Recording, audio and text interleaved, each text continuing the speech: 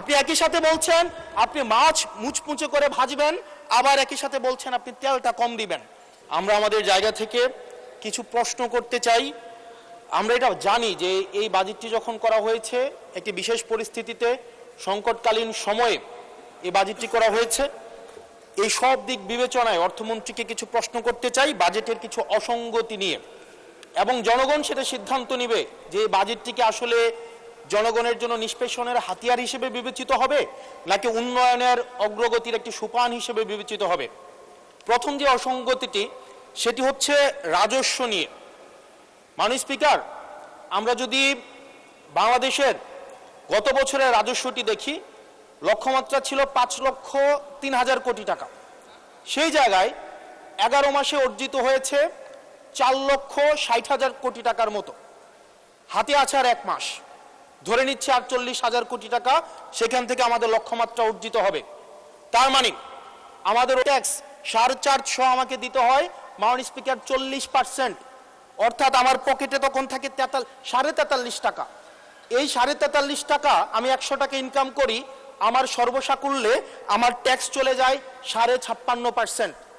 আমরা যদি মালদ্বীপের দিকে তাকাই, আমরা যদি সিঙ্গাপুরের দিকে তাকাই, মালয়েশিয়ার দিকে তাকাই, সেখানে এই কর্পোরেট ট্যাক্স হচ্ছে 0%। আমরা যদি শ্রীলঙ্কার দিকে তাকাই 15%, নেপালের দিকে যদি তাকাই তাহলে সেটা 5%। শুধু সরকারের সমালোচনার খাতিরে না, আমরা নির্মোহভাবে কনস্ট্রাকটিভ ক্রিটিসিজমের জায়গা থেকে আমরা বলছি এই 56.5% কর্পোরেট ট্যাক্স এবং ডিভিডেন্ড ট্যাক্স বিদ্যমান রেখে এটা ডোমেস্টিক ইনভেস্টমেন্টকেও প্রমোট করবে না এবং ফরেন ইনভেস্টমেন্টকেও প্রমোট করবে না। যে বিজনেসম্যান আমার সিঙ্গাপুরে বিজনেস করতে পারবে 0% ট্যাক্স দিয়ে, সেই বিজনেসম্যান 56.5% ট্যাক্স দিয়ে সেই বাংলাদেশে বিজনেস করতে আসবে না। মাননীয় স্পিকার, আমরা সেই জায়গা থেকে প্রত্যাশা করেছিলাম যে এই বাজেট একটা ইনভেস্টমেন্ট ফ্রেন্ডলি একটা বাজেট হবে এবং কর্পোরেট ট্যাক্সের একটা সহনশীল মাত্রায় কর্পোরেট ট্যাক্সকে রিডিউস করা হবে। হতাশ হয়েছে মাননীয় স্পিকার। মাননীয় স্পিকার, আমরা যদি পরবর্তী যে অসঙ্গতিটা সেটা হচ্ছে মূল্যস্ফীতি এবং জিডিপির যে লক্ষ্যমাত্রা নির্ধারণ করা হয়েছে, বর্তমানে মূল্যস্ফীতি হচ্ছে 9.4% এবং আমরা যদি খাদ্যপণ্যের মূল্যস্ফীতি ধরতে যাই সেটা 12%-এরও বেশি।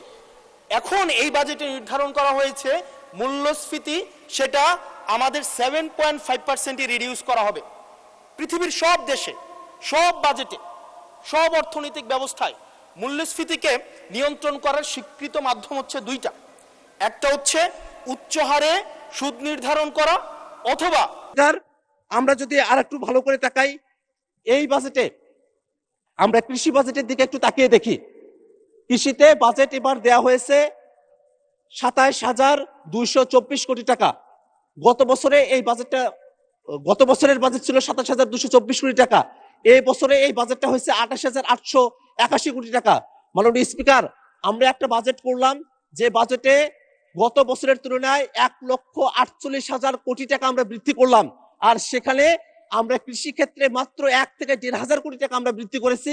এটা বৃদ্ধি না করার নামান্তর। মাননীয় স্পিকার, আমাদের কৃষি সেক্টরটা নানাভাবে অবহেলিত হয়ে আছে।